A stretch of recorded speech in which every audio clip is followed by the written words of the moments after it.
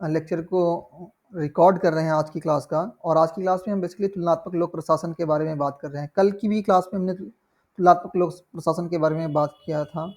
और वहाँ से जो क्वेश्चन आए हुए हैं एग्जामिनेशन में उसको हमने डिस्कस किया था। और मैं जो है आज जो है जो प्रीवियस के क्वेश्चन पेपर हैं उसका मैं एनालिसिस कर रहा था। तो तुलनात्मक लोक प्रशासन में आपने देखा कि तुलनात्मक लोक प्रशासन क्या चीज़ है। अपने आप में तुलनात्मक लोक प्रशासन एक कह सकते हैं एक ऐसा विषय है जहाँ पर अलग अलग जो है देशों में और अलग अलग संस्कृतियों में, मतलब जो डिफरेंट कल्चर्स हैं या फिर डिफरेंट नेशंस हैं, उनमें जो है एडमिनिस्ट्रेशन किस तरीके से काम कर रहा है, इस चीज़ का तुलनात्मक अध्ययन है। फॉर एग्जांपल जैसे कि हम ब्रिटेन और अमेरिका के का जो एडमिनिस्ट्रेशन है, जो वहाँ का लोक प्रशासन है, उसका हम तुलनात्मक अध्ययन करते हैं। तो उसमें हम ये देखेंगे कि ये चाहे वो जो ब्रिटेन का एडमिनिस्ट्रेशन हो या अमेरिका का एडमिनिस्ट्रेशन हो या इवन हम इंडिया की स्टडी करें, इसको कंपेयर करें, इसकी तुलना करें ब्रिटेन से और अमेरिका से या किसी अन्य देश से, अगर हम उसको कंपेयर करें, उसमें हम देखते हैं कि क्या जो है इन दोनों देशों के बीच में जो है वहाँ के प्रशासन में कौन सी समानताएं हैं, कौन सी असमानताएं हैं। ठीक है ना। वहाँ पे रिक्रूटमेंट, जैसे एडमिनिस्ट्रेशन की अगर हम बात करें तो वहाँ पे जो ब्यूरोक्रेट्स हैं उनकी जो है एंट्री कैसे होती है, उनकी जो भर्ती है, उनका रिक्रूटमेंट है वो कैसे होता है, उनका सिलेक्शन का प्रोसीजर कैसा, उनकी ट्रेनिंग कैसी होती है, उनको किस तरीके से जो है डिप्लॉय किया जाता है अलग अलग क्षेत्रों में, अलग अलग एरियाज़ में, और वहाँ की कौन कौन सी जो प्रशासनिक समस्याएं हैं जो मेन हैं, इन सब सारी चीज़ों को हम क्या करते हैं, इसकी कंपैरेटिव स्टडी करते हैं। तुलनात्मक लोक प्रशासन का मतलब ही यही है कि हम अलग अलग संस्कृतियों में, अलग अलग देशों में जो है लोक प्रशासन कैसे काम करता है, इसका तुलनात्मक अध्ययन करें। ऑलराइट। और जो है हमने कल की क्लास में देखा कि पूरी हमने आपको एक लिस्ट प्रोवाइड की थी कि कौन कौन से ऐसे विचारक हैं, वो कौन कौन से ऐसे थिंकर हैं जिन्होंने योगदान दिया है, जिनका एक कंट्रीब्यूशन है, योगदान है तुलनात्मक लोक प्रशासन के विकास में। तो उसमें हमने देखा कि जो सबसे इम्पोर्टेंट थिंकर हैं वो कौन है, फ्रेडरिक्स हैं, जो सबसे इम्पोर्टेंट थिंकर हैं इस विषय के जो है।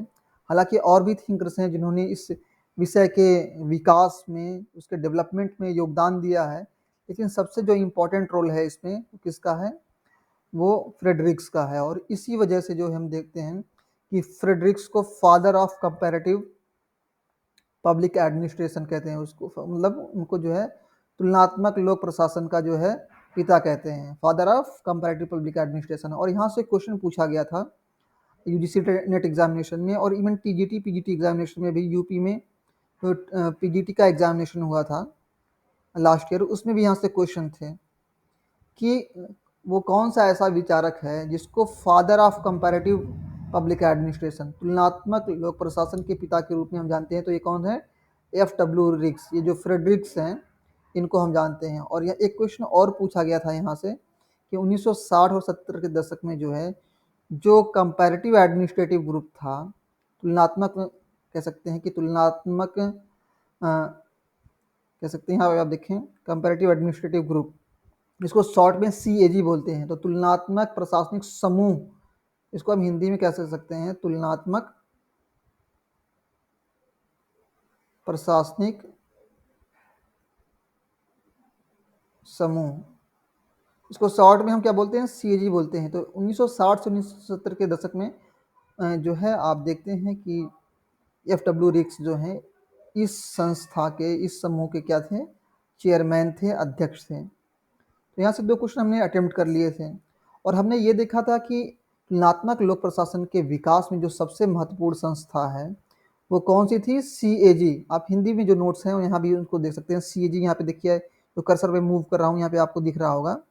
तो ये जो संस्था है तुलनात्मक प्रशासनिक समूह, इसका योगदान रहा है तुलनात्मक लोक प्रशासन के विकास में। और 1960 में जो है इस संस्था को जो है, इस समूह को जो है स्थापित किया गया था, और ये इसका फॉर्मेशन है। और हम देखते हैं कि फ्रेडरिक्स के अलावा जो है Alfred Diamant, Ferrel Heady, Dwight Waldo, Wallace Sayre, Martin Landau, William Siffin, Montgomery, अब ये देखिए, ये एक थिंकर ये जो है रॉल्फ ब्रैबेंटी,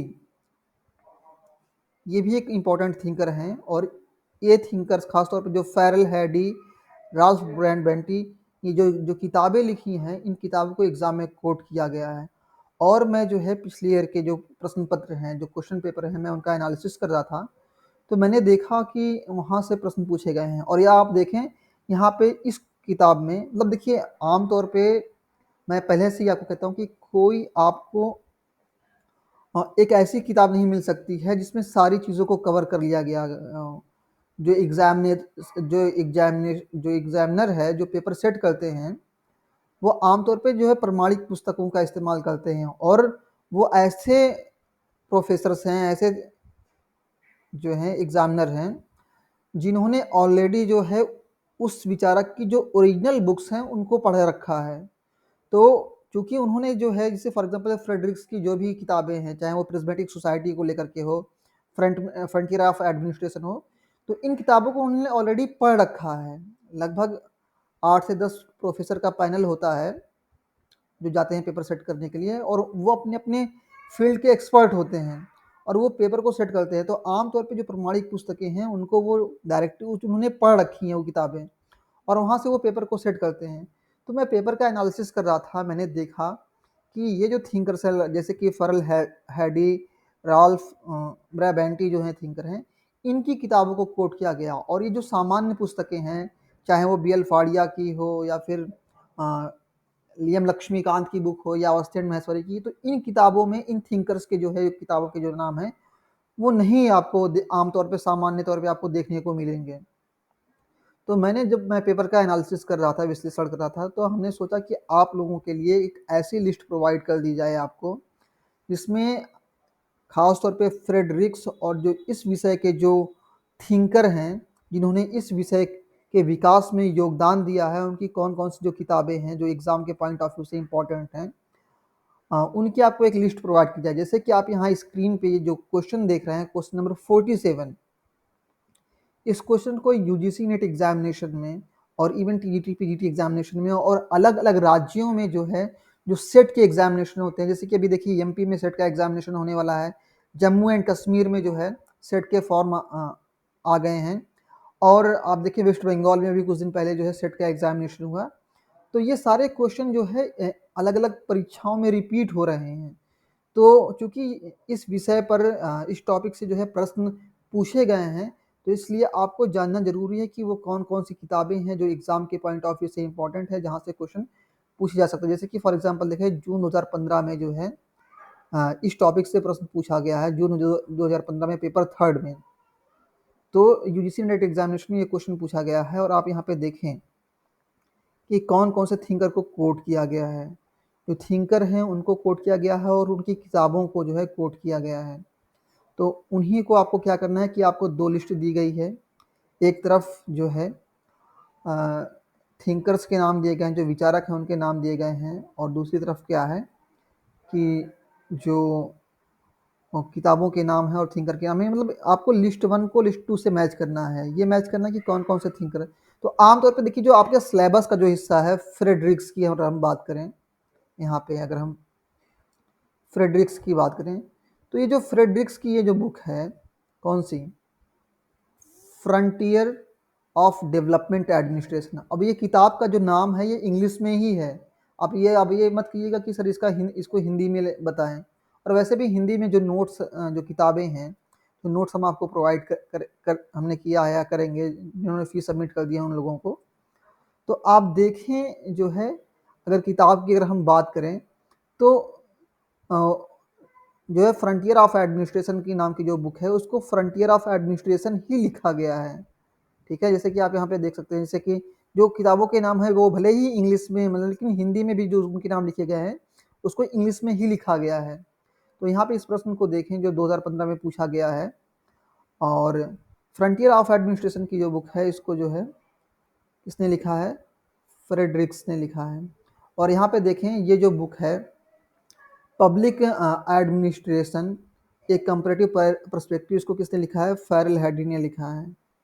ठीक है ना। और यहाँ पे आप जैसे कि देख सकते हैं, यहाँ पे मैंने आपको एक पूरी लिस्ट प्रोवाइड की है। फेरल हैडी का आप नाम यहाँ पे, जैसा कि आप यहाँ पे नाम देख सकते हैं फेरल हैडी का, जैसे कि हाँ आप देख रहे हैं ना यहाँ पे, एक मिनट।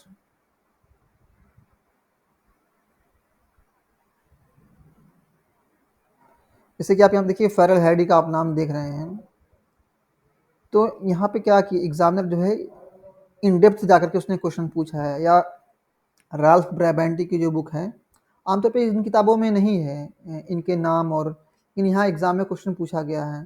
तो यहाँ देखिए हमने आपको एक लिस्ट प्रोवाइड कर दी है कि राल्फ ब्रैबेंटी, जो ब्रैबेंटी नाम लिखा गया ना इसमें, इनका नाम राल्फ ब्रैबेंटी है, ठीक है ना।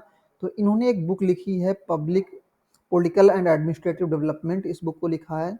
और आपने जोसेफ ला प्लेम्बोरा का नाम सुना होगा, खास तौर पे जब आप तुलनात्मक राजनीति पढ़ेंगे, कंपैरेटिव पॉलिटिक्स, वहाँ पे आप पॉलिटिकल पार्टीज़ के बारे में पढ़ेंगे, तो वहाँ आपको जो है जोसेफ ला प्लेम्बोरा के बारे में पढ़ने को मिलेगा।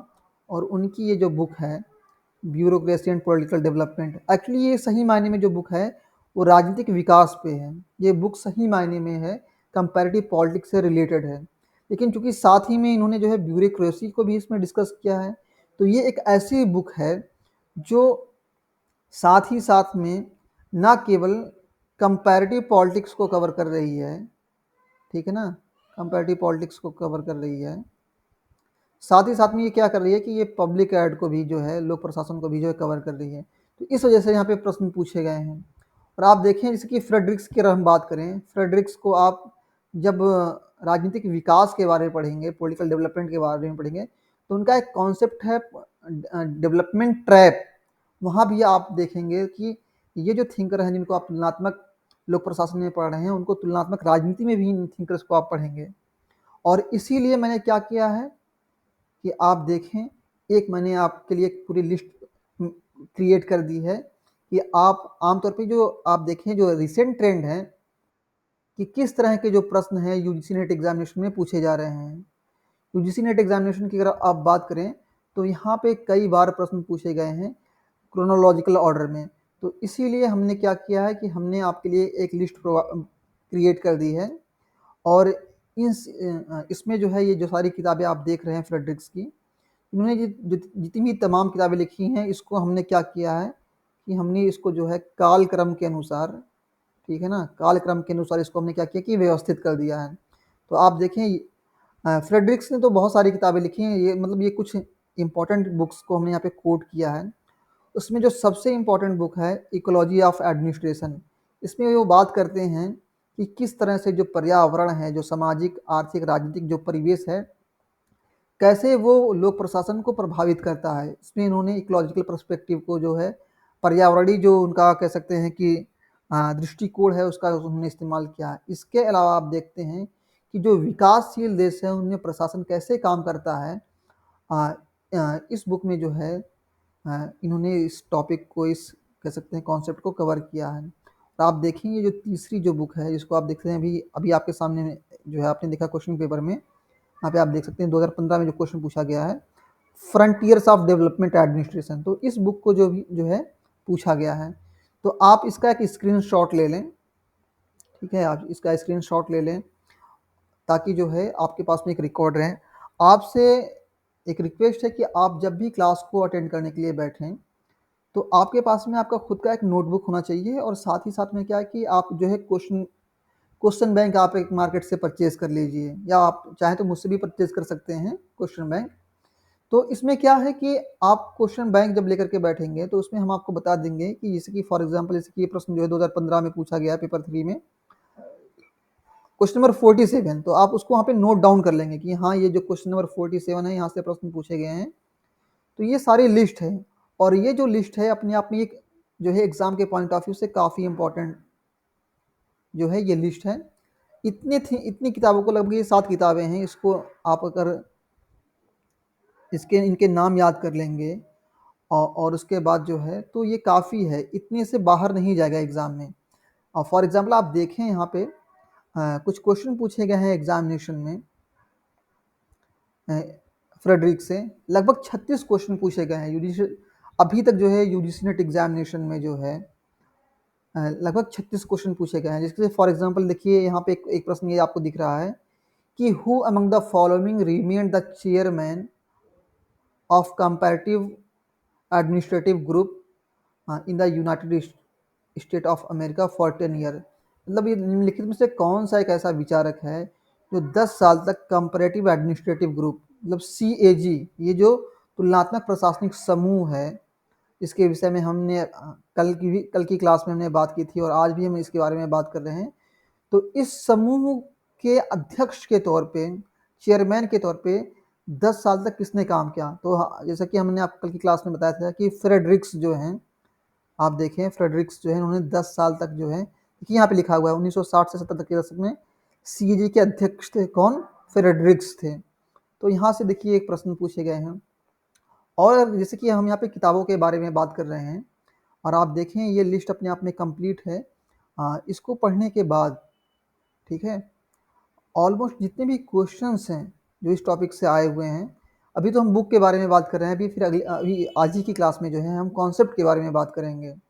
और आप देखें यूजीसी नेट एग्जामिनेशन में हर साल 5 से 6 क्वेश्चन ऐसे होते हैं जो कहीं ना कहीं डायरेक्टली या इनडायरेक्टली बुक से पूछे गए हैं। जैसे कि फॉर एग्जांपल पिछली क्लास में जो है, ये जो अभी जो है मार्च में जो एग्ज़ाम कंडक्ट हुआ है यूजीसी नेट का, उसमें आप देखें किताबों से लगभग 6 क्वेश्चन ऐसे हैं जो मतलब हालांकि इतनी इजी भी नहीं है। मतलब आमतौर पर जैसे कि आप प्लेटो के बारे में जानते हैं तो उनकी जो 3-4 किताबें हैं, खास तौर पे जैसे कि आप रिपब्लिक की बात करें, स्टेट्समैन की बात करें, लॉज की बात करें, एक और बुक है एपॉलजी। लेकिन हमने देखा है एग्जाम में जो है, जो एग्जामिनर है वो गहराई में जाकर के प्रश्नों को पूछ रहा है। तो इसलिए हम आपको क्या कर रहे हैं, कंप्लीट लिस्ट प्रोवाइड कर रहे हैं ताकि जो है उस ऐसी जो एक लिस्ट हम आपको प्रोवाइड कर रहे हैं जहाँ से जो है क्वेश्चन बाहर नहीं जाएंगे। और आप देखें यहाँ पे अभी तो हम किताबों के बारे में बात कर रहे हैं, फिर उनका जो दृष्टिकोण है, जो उनका कह सकते हैं जो पद्धति है, अध्ययन पद्धति है, मेथडोलॉजी है, किस पद्धति का उन्होंने इस्तेमाल करके जो है अपने कॉन्सेप्ट को दिया है, ये भी चीज़ें हम आज की क्लास में डिस्कस करने वाले हैं। जैसे कि मैंने आपको बताया कि who is called the father of comparative public administration, किसको जो है तुलनात्मक लोक प्रशासन के जनक के तौर पर जाना जाता है, आप जानते हैं फ्रेडरिक्स को। फिर इसी तरह आप देखें यहाँ पे जो है इकोलॉजिकल अप्रोच की बात हो रही है यहाँ पे। तो अभी आज की क्लास में हम इकोलॉजिकल अप्रोच को ही डिस्कस करने वाले हैं और ये कॉन्सेप्ट फ्रेडरिक से रिलेटेड है, उनसे संबंधित है। और आप फिर से देखें ये क्वेश्चन रिपीट हुआ। और सबसे इंपॉर्टेंट चीज़ आप ये देखें कि यूजीसी नेट एग्जामिनेशन में या चाहे वो टीजीटी पीजीटी के एग्जामिनेशन हो, क्वेश्चन जो है रिपीट होते हैं, लेकिन जो उसमें जो शब्दावली है, जो टर्मिनोलॉजीज हैं, उनको चेंज कर दिया जाता है। और फॉर एग्जांपल यहाँ पे देखें इसमें पूछा गया है कि किसको जो है पर्यावरणीय जो कह सकते हैं अप्रोच है, इकोलॉजिकल अप्रोच है, अ, उसके एक महत्वपूर्ण विचारक के तौर पे जाना जाता है। तो अभी इसको हम कवर करेंगे, लेकिन सबसे पहले आप देखें यहाँ पे बुक्स के बारे में आप देखें।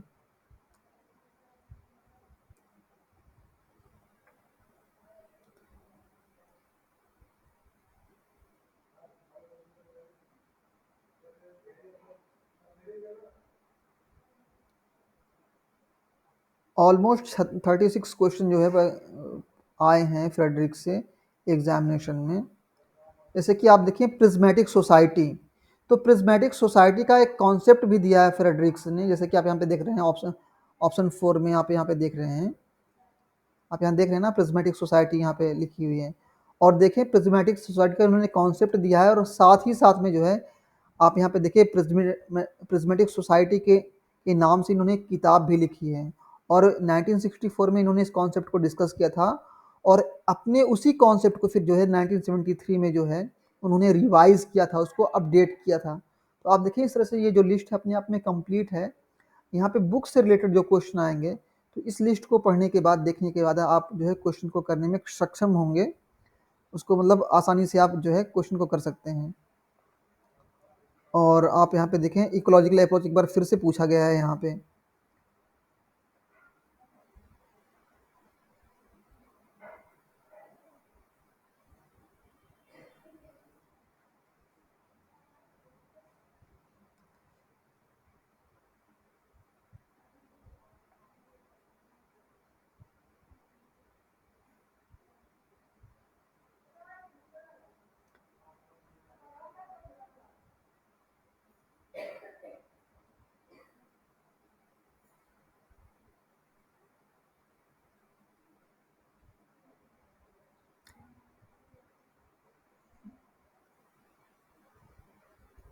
इस क्वेश्चन को तो हमने अटेम्प्ट कर लिया है। इसके अलावा देखिए आप क्वेश्चन कुछ और भी हैं एग्जामिनेशन में पूछे गए हैं।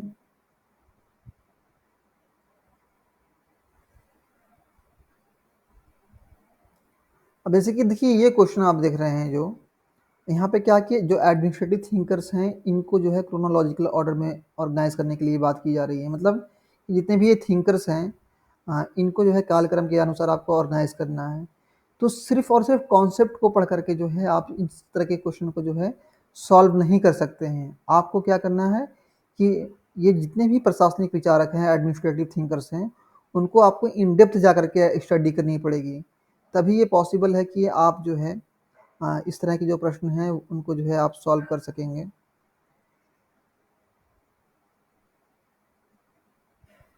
ये सारे जो क्वेश्चन देख रहे हैं ये कॉन्सेप्ट से क्वेश्चन पूछे गए हैं।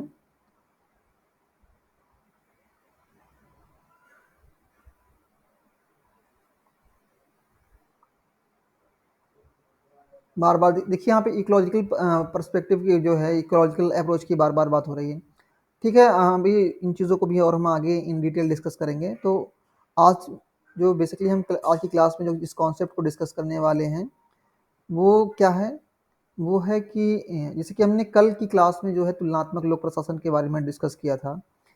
और ये जो क्लास है इसमें हम बेसिकली जो है इसके उद्देश्य को, जैसे कि कल हमने थोड़ी बहुत चीज़ों को डिस्कस कर लिया था कि कैसे जो है तुलनात्मक जो कह सकते हैं कि जो CAG है तुलनात्मक एडमिनिस्ट्रेटिव ग्रुप जो है तुलनात्मक प्रशासनिक जो समूह उसका फॉर्मेशन कैसे हुआ और जब उसका डिक्लाइन हुआ तो फिर वो कौन से संगठन बने। इन चीज़ों को हमने कल की क्लास में कवर कर लिया था। आज की क्लास में बेसिकली हम जो है तुलनात्मक लोक प्रशासन का जो उद्देश्य है, जो ऑब्जेक्टिव्स हैं उसके, उसको डिस्कस करने वाले हैं। और जो ट्रेंड हैं, ट्रेंड इन द सेंस कि इसकी क्या विशेषताएं हैं, ये किन चीज़ों पे फोकस करता है, इसको हम डिस्कस करने वाले हैं। और अगर हम बात करें इसके उद्देश्य की बात करें, जैसे कि यहाँ भी इसमें भी आप उद्देश्य को देख सकते हैं, यहाँ कहीं लिखा होगा हिंदी में जो नोट्स हैं, देखिए यहाँ पे आप देख सकते हैं। तो हमें बेसिकली क्या है कि हमें फ्रेडरिक्स के जो विचार हैं उनके विचारों को जो है डिस्कस करना है, उनको इन डेप्थ समझना है, क्योंकि यहाँ से क्वेश्चन बार बार पूछे गए हैं। तो फ्रेडरिक्स की अगर हम बात करें तुलनात्मक लोक प्रशासन में,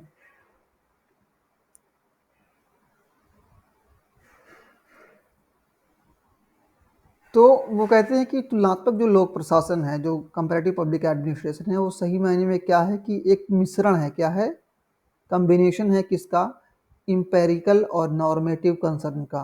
मतलब क्या है कि आमतौर पे देखिए जो तुलनात्मक लोक प्रशासन है वो सही मायने में क्या कि फैक्ट एंड फिगर की बात करता है, लेकिन ऐसा भी नहीं है कि हम लोक प्रशासन को वैल्यू न्यूट्रल बना सकते हैं। मतलब क्या कि उसका मूल्यों से कोई सरोकार ही ना हो, उसका मूल्यों से कोई लेना देना ना हो।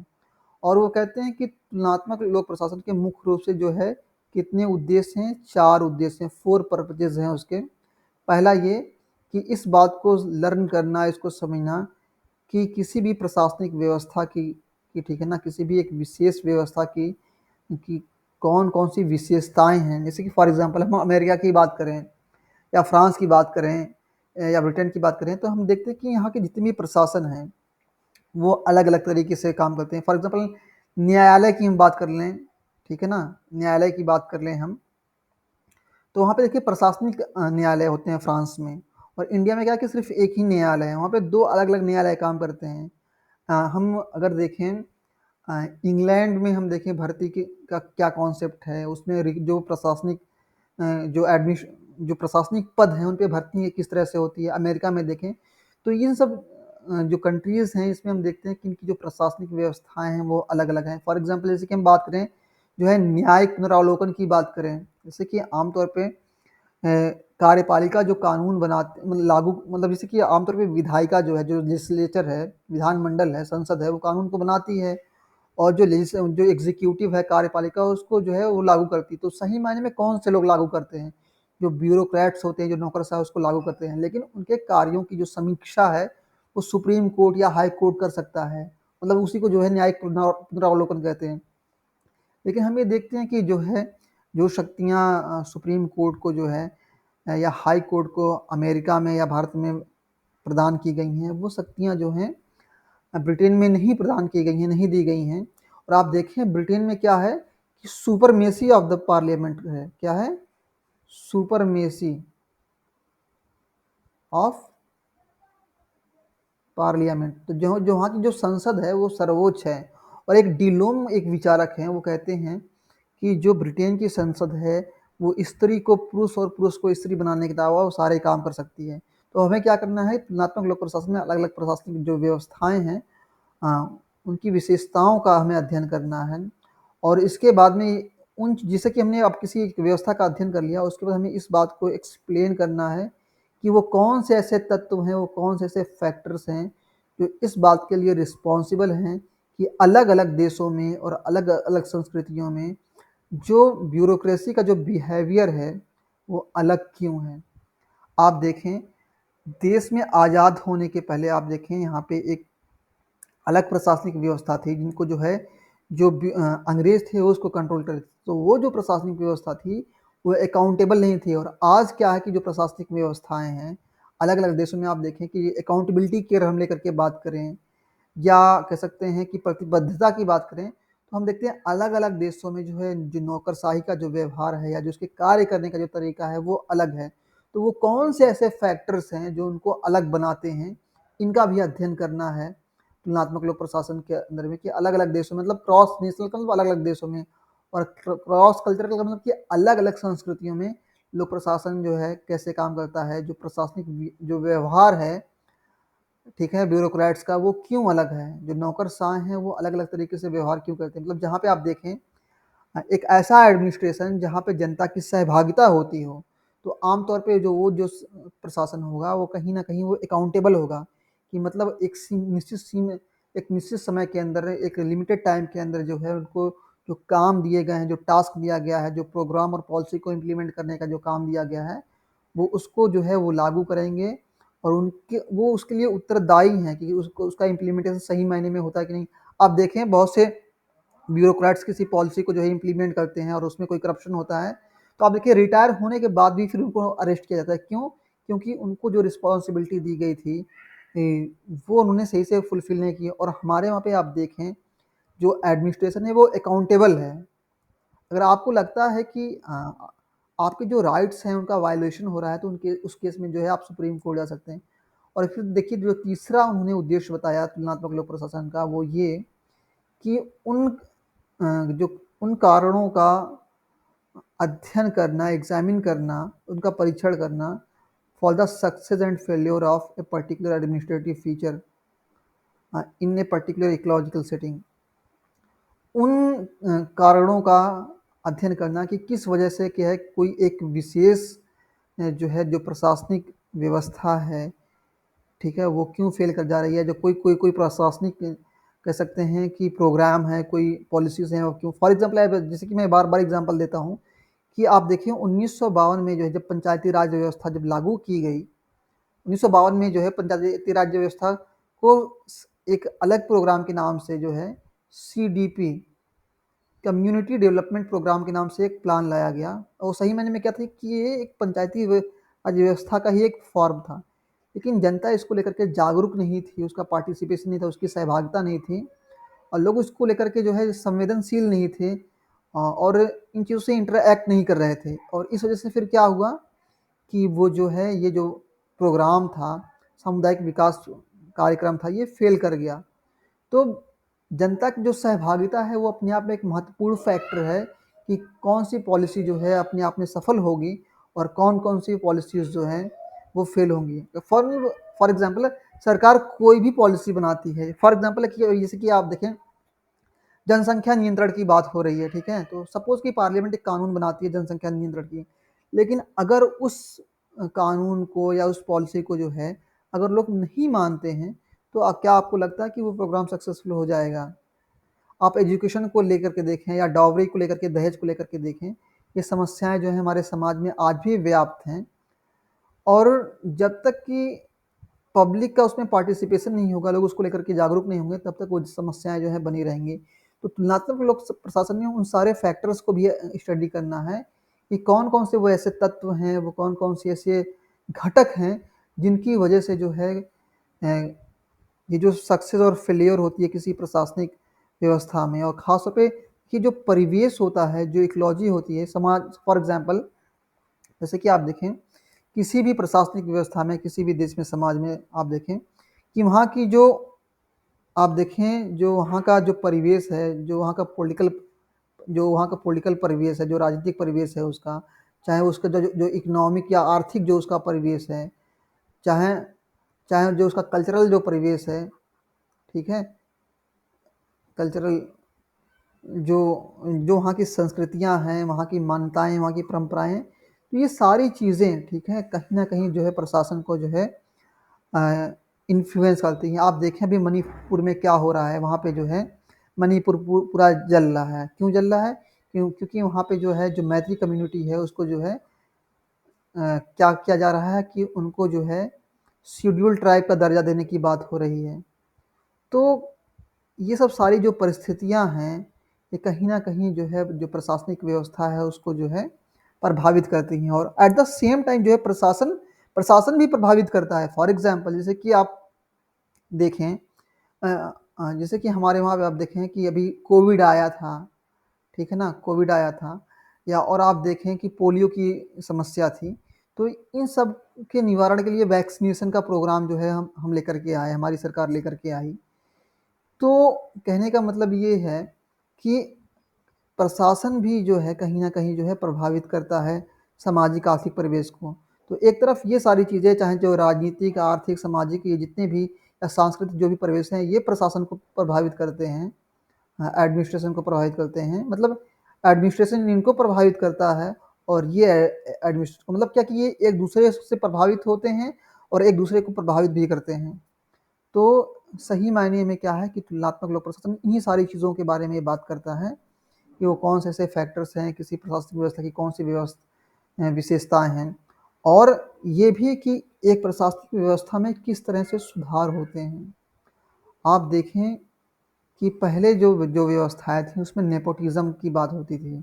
आप देखें जब इंडिया में डेमोक्रेसी नहीं थी, तो जो सिलेक्शन होता था वो कैसे होता था? सिफारिशों पे होता था। मतलब लोग, कोई साहूकार है, कोई सामंत है, तो उसकी सिफारिश पे जो है किसी को जॉब मिल जाती थी। तो नेपोटिज्म था। तो किसी भी प्रशासनिक व्यवस्था में कैसे रिफॉर्म होता है, कैसे सुधार होता है, इन सब चीज़ों को भी ध्यान देखना है। मतलब क्या कि एक तुलनात्मक अध्ययन करना है इन सारी चीज़ों का, इन सारे फैक्टर्स का। और ओवरऑल हम देखते हैं कि तुलनात्मक लोक प्रशासन में जो सबसे इम्पोर्टेंट थिंकर हैं वो कौन है? फ्रेडरिक्स हैं। और जो ट्रेंड हैं लोक प्रशासन के, तुलनात्मक लोक प्रशासन के, उसमें जो है फ्रेडरिक्स 3 तरह के ट्रेंड की बात करते हैं, मतलब 3 तरह की प्रवृत्तियों के बारे में वो बात करते हैं। वो क्या? कि लोक प्रशासन में क्या है कि एक शिफ्ट लाने की ज़रूरत है, एक परिवर्तन लाने की ज़रूरत है। किस चीज़ को? जो जो लोक प्रशासन का जो अध्ययन है, वो नॉर्मेटिव ना होकर के, मूल्यपरक ना होकर के एम्पिरिकल हो। मतलब क्या?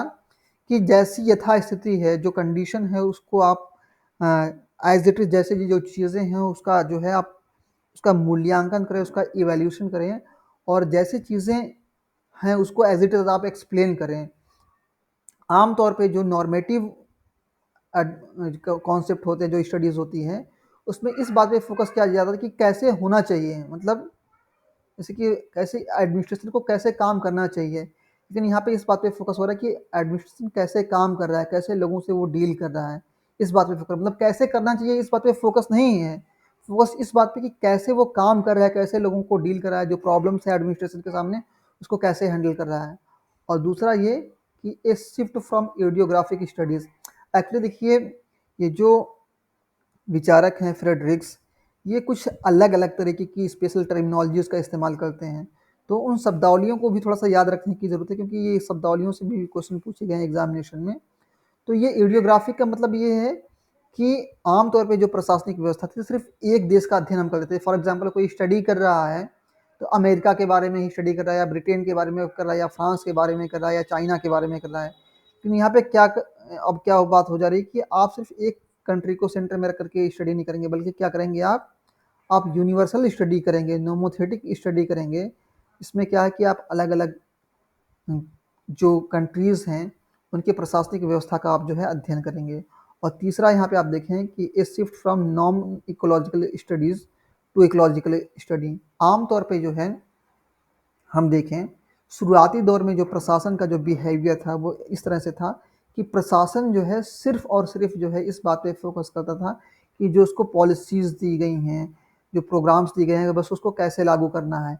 और ये जो प्रशासन था वो नियम और प्रक्रियाओं में उलझा हुआ था, ठीक है? तो आम तौर पे जो है ये जो सामाजिक, आर्थिक और राजनीतिक जो तत्व हैं, जो फैक्टर्स हैं, उनको ध्यान में रख के काम नहीं करता था, बल्कि क्या है कि आप देखें, जैसे कि आप देखें कि शुरुआती दौर में आप देखिए, खास तौर पे अगर आप एक तुलनात्मक अध्ययन करें कि आज़ादी के पहले जो भारत की प्रशासनिक व्यवस्था थी वो कैसे थी और आज़ादी के बाद जो भारत की प्रशासनिक व्यवस्था है वो कैसी है। फॉर एग्जांपल किसी भी एरिया में जब सूखा पड़ जाता था, आप देखें, या भूख, मतलब कह सकते हैं कि वहाँ पे अकाल पड़ जाता था, तो भी क्या है कि जो है, जो लोगों की आर्थिक स्थिति है उसको ध्यान में नहीं रखते थे अंग्रेज लोग, बल्कि क्या है, उनसे ज़बरदस्ती वो लगान को वसूल करते थे। लेकिन अब अगर कहीं ऐसा हो जाता है कि किसी राज्य में जो है अगर सूखा पड़ जाता है या अकाल पड़ता है, आमतौर पे तो इंडिया में फूड क्राइसिस नहीं होता है, लेकिन सपोज़ कि अगर होता है, तो वहाँ पे क्या है कि एडमिनिस्ट्रेशन का जो रोल होगा, वो टैक्स को कलेक्ट करने पे नहीं होगा, बल्कि इस बात पे फोकस करेगा कि कैसे कि जो वहाँ की जो जनता है, जो पब्लिक है, जो अकाल की समस्या को या फिर भुखमरी की समस्या को जो झेल रही है उसको कैसे सॉर्ट आउट किया जाए। और वहाँ का जो परिवेश है, खास तौर पे जो सामाजिक, आर्थिक और राजनीतिक जो परिस्थितियाँ हैं उनको ध्यान में रख कर के काम किया जाए। फॉर एग्जाम्पल आप देखें जैसे कि जब भी सरकार कोई पॉलिसी बनाती है, हाँ, और अगर वो पॉलिसी को लेकर के जो है, वो पॉलिसी जैसे जब भी सरकार कोई पॉलिसी बनाती है, गवर्नमेंट जब भी कोई पॉलिसी को बनाती है, तो आम तौर पे वो पॉलिसी कहीं न कहीं किसी समाज के किसी एक वर्ग को, किसी एक समूह को, किसी एक क्लास को जो है, वो इन्फ्लुएंस करती है, उसको अफ़ेक्ट करती है। और अगर गवर्नमेंट जो है पॉलिसी को जब बना रही है, किसी भी पॉलिसी को बना रही है, तो जिनके ऊपर उसका असर पड़ेगा, अगर उससे वो डिस्कशन नहीं करती है, उससे परामर्श नहीं लेती है, तो अगर उस पॉलिसी में कोई कमी है, तो उसका आमतौर पे हम देखते हैं कि उसका क्या होता है कि लोग अपने डिसेंट को, ठीक है, अपनी नाराज़गी को ज़ाहिर करते हैं और अल्टीमेटली क्या होता है, उसको लेकर के जो है प्रोटेस्ट होता है। आप एक फॉर एग्ज़ाम्पल आप देखें, जो 3 फ़ॉर्म लॉज़ आए हुए थे, उसको लेकर के कि इंडिया में कितना प्रोटेस्ट हुआ। किसी कोई भी पॉलिसीज़ हो, किसी भी गवर्नमेंट की हो, आप देखें इंदिरा गांधी के शासनकाल में देखिए जो है कि फ़ोर्स स्टेरिलाइज़ेशन की बात हो रही थी। मतलब क्या है, वहाँ पे क्या है कि लोगों की नसबंदी की जा रही थी, ज़बरदस्ती नसबंदी की जा रही थी, तो इसका लोगों ने जो है बहुत विरोध किया। और अल्टीमेटली आप देखते हैं कि जब बाद में इलेक्शन जब हुए, तो उसका खामियाजा जो है उसको जो है इंदिरा गांधी की जो गवर्नमेंट है उसको उठाना पड़ा। तो ये सब सारी चीज़ें जो जो फैक्टर्स हैं जो है इन्फ्लुएंस करते हैं। तो फ्रेडरिक्स कहते हैं कि आपको क्या करना है कि आपको जो है एम्पिरिकल स्टडी करनी है। एम्पिरिकल का मतलब क्या कि एज़ इट इज़ उस पे फ़ोकस करना है, ठीक है ना? वास्तविक अध्ययन करना है और इसमें क्या है कि जो आपको क्या करना है कि इडियोग्राफिक स्टडी से लेकर के आपको क्या करना है, नोमोथेटिक। हिंदी में भी आप देखेंगे ना तो इडियोग्राफी को इडियोग्राफी ही लिखा हुआ है, उसके लिए अलग से कोई शब्दों का इस्तेमाल नहीं किया गया है। तो थोड़ा-सा इन चीज़ों को आप देखिएगा, ये कुछ विशेष शब्दावलियों का प्रयोग करते हैं, उसको आपको ध्यान में रखने की ज़रूरत है, ठीक है? और अब आते हैं हम जो है रिक्स का जो मॉडल है, उस पे हम आते हैं। ये तो उनकी किताबें हो गई, इसको हमने डिस्कस कर लिया है कि ये जो किताबें उन्होंने लिखी हैं, लगभग 7 किताबें हैं, एग्ज़ाम के पॉइंट ऑफ व्यू से ये किताबें इंपॉर्टेंट हैं। आप चाहें तो इसका एक स्क्रीनशॉट ले लें। और वैसे भी ये लेक्चर रिकॉर्ड हो रहा है, हम इसको यूट्यूब पे अपलोड करेंगे। और अगर हम बात करें जो है कि जो जो ये तुलनात्मक कह सकते हैं कि मॉडल है, ख़ास तौर पे इसको क्या कहते हैं, इकोलॉजिकल इकोलॉजिकल मतलब कह सकते हैं पर्यावरणीय, जिसको भी हम कह सकते हैं हिंदी में, ठीक है? तो रिक्स कहते हैं कि आम तौर पे जो है, जो प्रशासन था, जो पारंपरिक लोक प्रशासन था, वो पर्यावरण को, जो परिवेश है, जो सामाजिक, आर्थिक और राजनीतिक परिस्थितियाँ हैं, जो सर्कमस्टेंसेस हैं, ये इकोनॉमिक, पॉलिटिकल, सोशल, इनको ध्यान में रख के काम नहीं करता था। लेकिन आप देखें कि ये सब सारी परिस्थितियाँ जो हैं एडमिनिस्ट्रेशन को इन्फ्लुएंस करती हैं और at the same time administration जो है इन सारी परिस्थितियों को, इस परिवेश को भी प्रभावित करते हैं। मतलब क्या कि ये दोनों एक दूसरे से प्रभावित हो रहे हैं और एक दूसरे को प्रभावित कर भी रहे हैं। तो अगर हम बात करें कंपैरेटिव मॉडल की बात करें, जिसको जो है आप देखें जो हिंदी वर्जन है इसका, इसमें जो है परिवेशी या पर्यावरणीय जो दृष्टिकोण की बात हो रही है, तो ये जो इनका कंपैरेटिव मॉडल है सही मायने में वो इकोलॉजिकल अप्रोच है। वो किसकी बात करता है कि पर्यावरण की बात करता है, एनवायरनमेंट की बात करता है कि किसी एक परिवेश में कैसे जो है एडमिनिस्ट्रेशन काम करता है। और आप देखें जो फ्रेडरिक्स हैं वो तुलनात्मक लोक प्रशासन के सबसे महत्वपूर्ण विचारक हैं, ठीक है ना। कंपैरेटिव पब्लिक एडमिनिस्ट्रेशन के सबसे इंपॉर्टेंट थिंकर है, फॉरमोस्ट मॉडल बिल्डर। तो और बात करें इनकी जो किताब है, जैसे फेरल हेडिन के विषय में लिखते हैं कि जो फ्रेडरिक्स की जो बुक है administration in developing countries the theory of prismatic society, आप ये जो प्रिज्मेटिक सोसाइटी इसको ध्यान में रखिएगा क्योंकि यहाँ से क्वेश्चन बार बार पूछे गए, इनके मॉडल के बारे में जो है बार बार प्रश्न पूछे गए हैं। तो ये जो बुक है फ्रेडरिक्स की 1964 में पब्लिश हुई थी, और इस किताब के बारे में जो है फेरल हेडी कहते हैं कि संभवतः ये जो किताब है वो सबसे इम्पोर्टेंट किताब है, मतलब मोस्ट नोटेबल जो है कंट्रीब्यूशन है किसमें, लोक प्रशासन, तुलनात्मक लोक प्रशासन के क्षेत्र में सबसे जो है महत्वपूर्ण बुक है, सबसे महत्वपूर्ण योगदान है किसका, फ्रेडरिक्स का। और फ्रेडरिक्स को father of comparative political, father of comparative public administration, तुलनात्मक लोक प्रशासन के पिता के तौर पे हम जानते हैं। और अगर हम बात करें रिक्स की, तो वो तीन तरीके के एक कह सकते हैं एनालिटिकल टूल के बारे में बात करते हैं, मतलब एक ऐसे मॉडल के बारे में, एक ऐसे यंत्र के बारे में जिससे विश्लेषण किया जा सके। वो कहते हैं कि सबसे पहले कि इकोलॉजिकल अप्रोच की वो बात करते हैं कि मतलब कि कैसे पर्यावरण जो है, जो परिवेश है वो कैसे एडमिनिस्ट्रेशन को प्रभावित करता है और एडमिनिस्ट्रेशन पर्यावरण को प्रभावित करता है। दूसरा ये कि स्ट्रक्चरल फंक्शनल अप्रोच की बात करते हैं। ये देखिए ये बहुत ही इंपॉर्टेंट कॉन्सेप्ट है। आपने तुलनात्मक लोक प्रशासन अगर पढ़ा होगा तो वहाँ भी आपने डेविड ईस्टन और ख़ासतौर पे आप देखें जो है गैब्रियल ऑलमेंट, एक थिंकर हैं गैब्रियल ऑलमेंट, तुलनात्मक राजनीति में जो है ये जो गैब्रियल ऑलमेंट हैं, इन्होंने संरचनात्मक प्रक्रियात्मक जो दृष्टिकोण है उसका इस्तेमाल किया है, इस अप्रोच का इस्तेमाल किया है। हालांकि ऐसा नहीं है कि जो है गैब्रियल ऑलमेंट जो है इन्होंने सबसे पहले इस अप्रोच को इस्तेमाल किया है, इसके अलावा और भी थिंकर्स हैं जिन्होंने इसको इस्तेमाल किया। और सही मायने में देखिए ये जो अप्रोच है इकोलॉजी, खासतौर पे स्ट्रक्चरल फंक्शनल अप्रोच, ये जो है सोशियोलॉजी से आया हुआ है। और साथ ही साथ में जो है आइडियल मॉडल की ये बात करते हैं, मतलब मॉडल बिल्डिंग के बारे में बात करते हैं।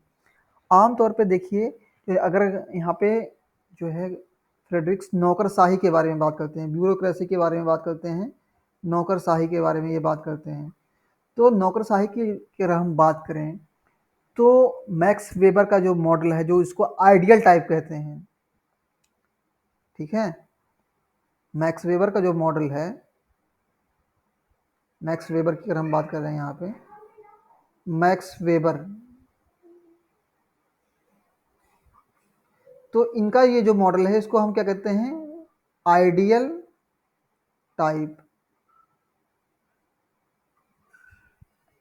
इसको हिंदी में आदर्श कह सकते हैं, आदर्श कहते हैं, ठीक है ना, आदर्श मॉडल, ठीक है। तो ये जो मॉडल है नौकरशाही का सबसे पॉपुलर है।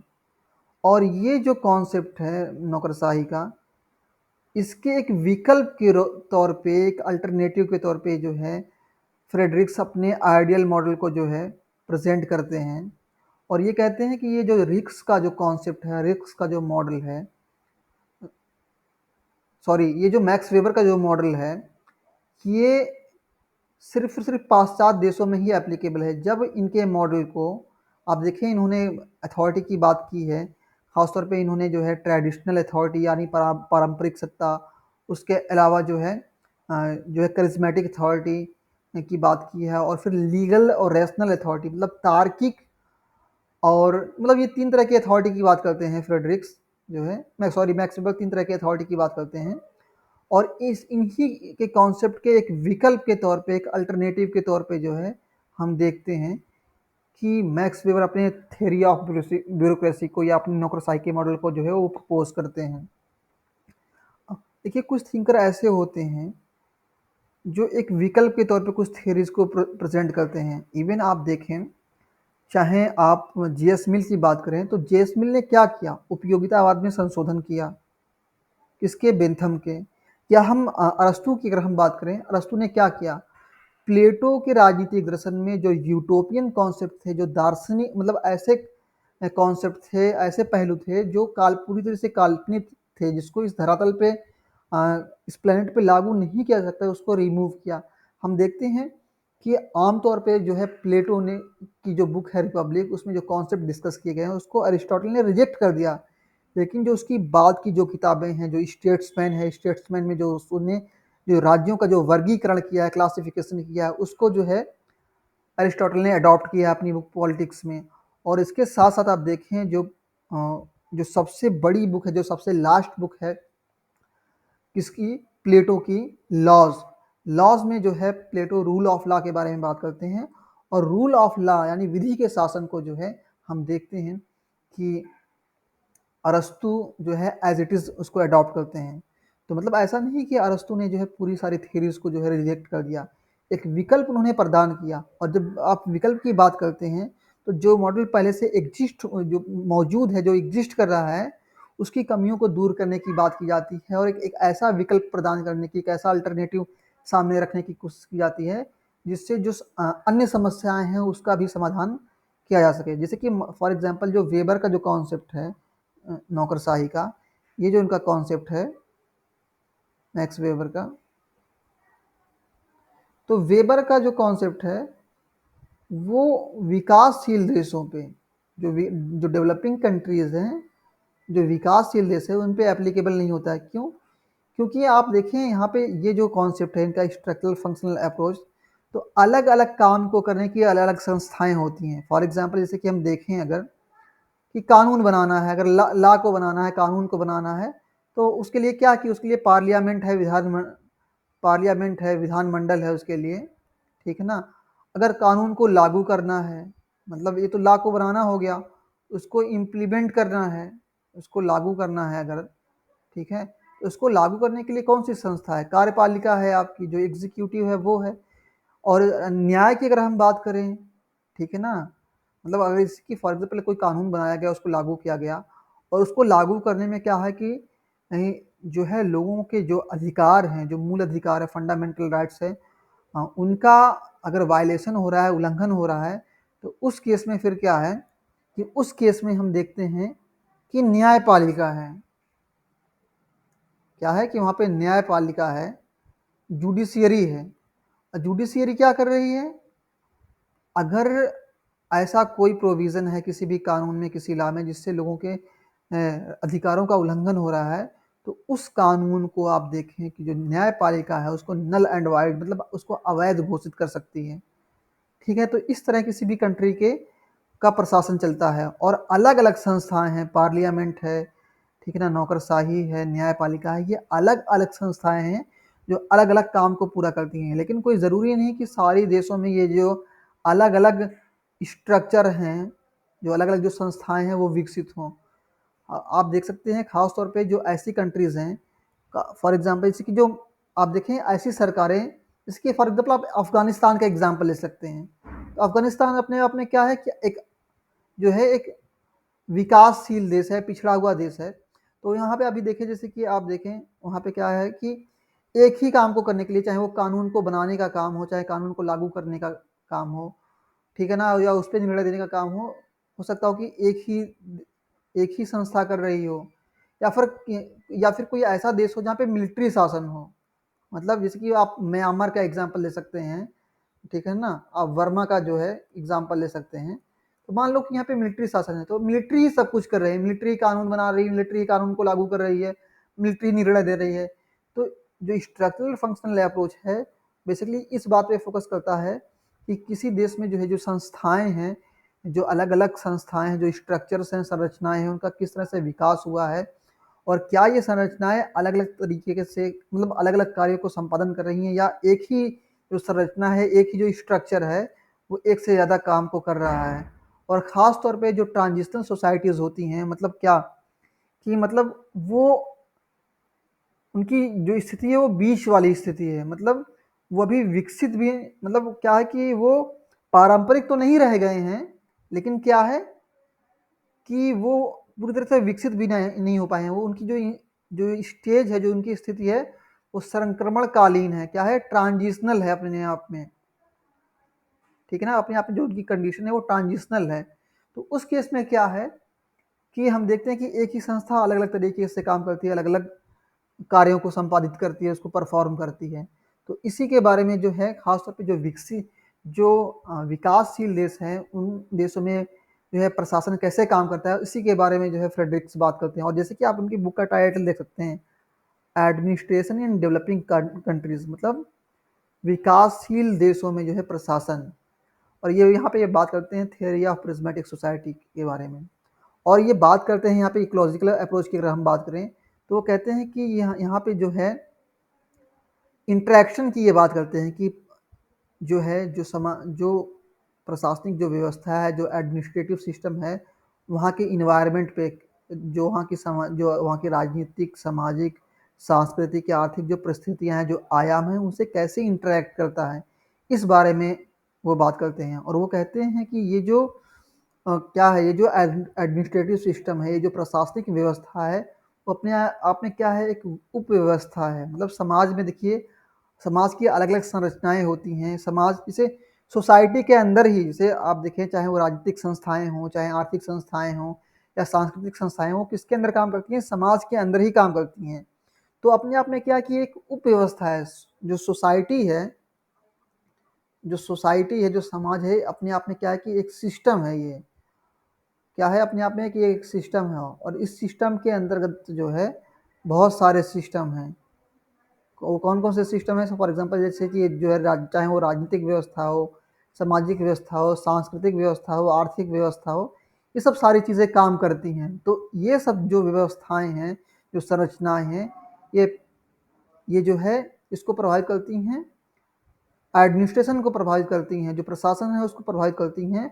और एट द सेम टाइम जो प्रशासन है वो भी अपने डिसीजन के माध्यम से इन संस्थाओं को, इन उप व्यवस्थाओं को क्या करता है, प्रभावित करता है।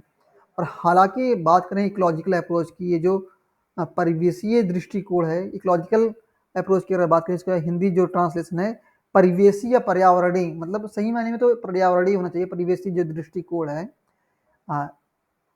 इसमें बहुत से थिंकर्स हैं, जैसे कि फॉर एग्जांपल जॉन गॉस हैं, रॉबर्ट डहेल हैं, रॉस्को मार्टिन हैं, ये सारे थिंकर्स हैं, फ्रेडरिक्स हैं, ये सारे थिंकर्स हैं। इन्होंने जो है इकोलॉजिकल अप्रोच की, पर्यावरणीय जो दृष्टिकोण है या परिवेशी जो दृष्टिकोण है, उसकी शुरुआत की। लेकिन इसमें जो सबसे इम्पोर्टेंट जो थिंकर है वो कौन है, वो फ्रेडरिक्स है। और इनको father of comparative public administration कहा जाता है। और इनकी ये जो बुक है, the ecology of administration, the ecology of administration, जो 1961 में पब्लिश हुई थी, इस किताब में वो बात करते हैं कि कैसे जो है पर्यावरण, जो कैसे इंटरेक्शन होता है किसके बीच में, लोक प्रशासन के बीच में, जो और अन्य जो पर्यावरणीय जो फैक्टर्स हैं, जो इन्वायरमेंट है, उनके बीच में कैसे जो है इंगेजमेंट होता है, ठीक है ना। कि फॉर एग्जांपल समाज में कोई कुरीति है, कोई समस्या है, तो कोई सामाजिक समस्या है, उससे कैसे डील करता है। या फॉर एग्जांपल किसी एरिया में बेरोजगारी बहुत ज़्यादा है, चोरी हो रही है, वहाँ पे अनएम्प्लॉयमेंट है, तो उसको कैसे डील करता है। जैसे कि फॉर एग्जांपल आप देखें, गवर्नमेंट ने नरेगा क्यों लेकर के आई, नरेगा इसलिए करके आई कि लोगों को उनके घर के पास में ही, उनके गांव के पास में ही जो है रोजगार मिले, जो उनकी जो समस्या है, जो आर्थिक समस्या है, जो रोजगार की जो समस्या है, उसका जो है समाधान उनको मिल सके, वो कुछ पैसे अपने घर पे रह के कमा सकें, ताकि वो अपनी आवश्यकताओं को जो है पूरा कर सकें, जो उनको जो फूड की ज़रूरत है, जो मेडिसिन की ज़रूरत है, वो पूरी हो सके, फुलफिल हो सके। और फिर इसमें आप देखते हैं कि आप यहाँ पे जैसे कि आप देखते हैं कि इन्होंने क्या किया है, जैसे कि इसमें आपने, जैसे कि मैंने आपको यहाँ पे बता दिया कि इकोलॉजिकल अप्रोच की अगर बात करें, तो जो सबसे इंपॉर्टेंट थिंकर है, फॉरमोस्ट एक्सपोनेंट है, वो कौन है, फ्रेडरिक्स है। और फ्रेडरिक्स की ये जो बुक है इकोलॉजी ऑफ एडमिनिस्ट्रेशन, इसमें इन्होंने बात की है इस कॉन्सेप्ट की, और इन्होंने स्ट्रक्चरल फंक्शनल अप्रोच का इस्तेमाल किया है। अगर हम बात करें स्ट्रक्चरल फंक्शनल अप्रोच की, तो 1955 में, किसमें, 1955 में, ड्वाइट वाल्डो एक प्रशासनिक विचारक हैं, एडमिनिस्ट्रेटिव थिंकर हैं, इन्होंने लोक प्रशासन में जो है क्या किया, इन्होंने इस अप्रोच को जो है अडॉप्ट किया। किसको? ये जो अप्रोच है, इकोलॉजिकल अप्रोच, इसको इस्तेमाल किया। और इसके अलावा जैसे स्ट्रक्चरल फंक्शनल की अगर अप्रोच की अगर आप बात करें तो टालकट पार्सन जो कि एक समाजशास्त्र सोशियोलॉजिस्ट है, समाजशास्त्री हैं, रॉबर्ट मर्टन, मैरियन लेवी और गैब्रियल ऑलमेंड, डेविड एप्टर, ये थिंकर्स हैं। इन्होंने स्ट्रक्चरल फंक्शनल अप्रोच को जो है इस्तेमाल किया। और स्ट्रक्चरल फंक्शनल अप्रोच के बारे में जैसा कि मैंने आपको बताया कि यहाँ पे जो है अ, क्या है कि अलग अलग संरचनाओं की बात हो रही है, अलग अलग स्ट्रक्चर की बात हो रही है, और वो कौन कौन से काम करते हैं इसकी बात हो रही है। और यहाँ पे हम देखते हैं कि आमतौर पे फ्रेडरिक्स की अगर हम बात करें, यहाँ से देखिए यूजीसी नेट एग्जामिनेशन में क्वेश्चन आया हुआ है। फ्रेडरिक्स ने 5 फंक्शन को जो है आइडेंटिफाई किया है। मतलब जैसे कि यहाँ पे आप देख रहे हैं कि किसी भी सोसाइटी में कह रहे हैं कि every society has various structures which performs specific function. मतलब अलग अलग समाज में जो है अलग अलग संरचनाएं होती हैं, स्ट्रक्चर होती हैं, वो अलग अलग काम को पूरा करती हैं। और रिक्स कहते हैं कि वो 5 ऐसे फंक्शन हैं जिसको जो है प्रत्येक सोसाइटी के माध्यम से इस सोसाइटी जो है इसको परफॉर्म करती है। वो कौन कौन से हैं? पॉलिटिकल, इकोनॉमिक, एक मिनट इसको थोड़ा सा रिमूव करें। तो यहाँ पे 5 ऐसे फंक्शन हैं जिसको हर एक सोसाइटी परफॉर्म करती है। कौन कौन सा?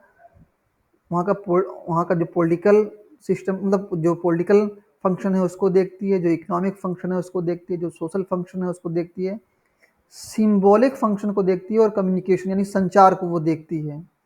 ठीक है, ये फंक्शन बताए हैं। और यहाँ से आप देखें, इसको नोट डाउन करें, इसका स्क्रीन शॉट लें आप, क्योंकि यहाँ से क्वेश्चन आया हुआ है। और अभी देखिए ये जो क्वेश्चन मैं आपके सामने रख रहा हूँ, आप देखें यहाँ पे स्क्रीन पे। तो यूजीसी नेट एग्जामिनेशन में आप क्या हो रहा है कि जो एग्जामिनर है वो कॉन्सेप्ट की गहराई में जाके क्वेश्चन पूछ रहे हैं। और आपने अगर कॉन्सेप्ट को सिर्फ ऊपर ऊपर से पढ़ा तो बहुत मुश्किल है कि आप एग्जाम हॉल में इस तरह के क्वेश्चन को अटेम्प्ट कर पाएंगे। मैं क्वेश्चन आपके सामने रख रहा हूँ।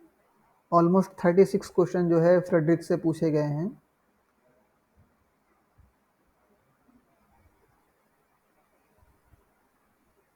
अब देखिए, जैसे कि आप यहाँ पे एक क्वेश्चन एक और भी देख सकते हैं। यहाँ पे पूछा गया है द बुक एडमिनिस्ट्रेशन, आप यहाँ पे अगर देखें, the book administration in developing countries the theory of prismatic society, इस बुक को किसने लिखा है? तो फ्रेडरिक्स ने लिखा है। और मैंने जैसे कि अभी आपको बताया कि ये जो बुक है, यहाँ पे जैसा कि आप देख सकते हैं, एडमिनिस्ट्रेशन इन डेवलपिंग कंट्रीज। मैं शुरू में जब उस समय जो मैं क्वेश्चन को ढूंढ रहा था तो नहीं मिल पा रहा था, देखिए अब ये क्वेश्चन मिल गया। तो ऑलमोस्ट 36 क्वेश्चन यहाँ से आए हुए हैं। तो administration in developing countries the theory of prismatic society, इस बुक को फ्रेडरिक्स ने लिखा है। ठीक है। और अगर अगले क्वेश्चन की तरफ हम बढ़े, जिसकी हम बात कर रहे हैं, जो 5 फंक्शन के बारे में जो है फ्रेडरिक्स बात कर रहे हैं, उस प्रश्न की अगर हम बात करें,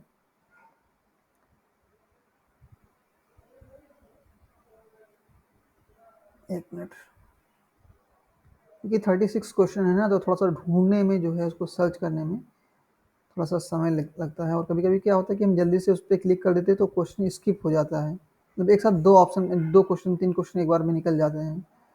तो इसलिए बहुत थोड़ा सा सावधानी से जो है चीज़ों को करना होता है। देखिए यहाँ पे क्वेश्चन है, क्वेश्चन आप नोट डाउन करें, क्वेश्चन नंबर 48, क्वेश्चन नंबर 48। और इस प्रश्न को पूछा गया है यूजीसी नेट एग्जामिनेशन में। और एक क्वेश्चन पीजीटी एग्जामिनेशन में, यूपी पीजीटी एग्जामिनेशन में जो है 2016 में एक क्वेश्चन रिपीट हुआ था। तो इस क्वेश्चन की अगर हम बात करें, ये 2014 में ये प्रश्न पूछा गया, दिसंबर 2014 में क्वेश्चन पूछा गया। और यूपी पीजीटी की एग्जामिनेशन में जो है 2016 में एक क्वेश्चन रिपीट हुआ था। तो इस क्वेश्चन की अगर हम बात करें, यहाँ पे जैसे कि आप देखें कुछ फंक्शन दिए गए हैं।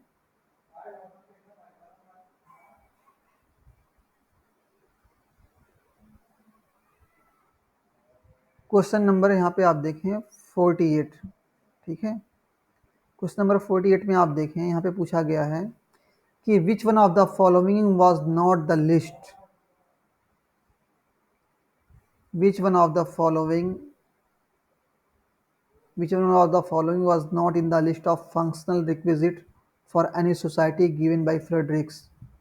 तो फ्रेडरिक्स ने किसी भी समाज के जो है 5 कार्य बताए हैं कि एक समाज के द्वारा, किसी भी समाज के द्वारा 5 तरह के काम किए जाते हैं, और वो काम कौन कौन से हैं?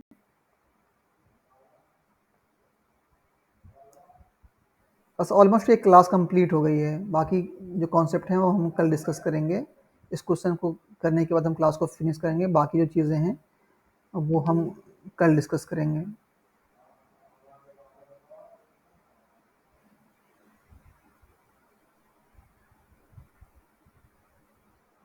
एक मिनट, क्योंकि ये नोट्स काफ़ी बड़ा है ना, मैंने कई चीज़ों को इसमें ऐड ऑन किया है, तो इस वजह से भी जो है आप देखें 5 फंक्शन उन्होंने बताए हैं,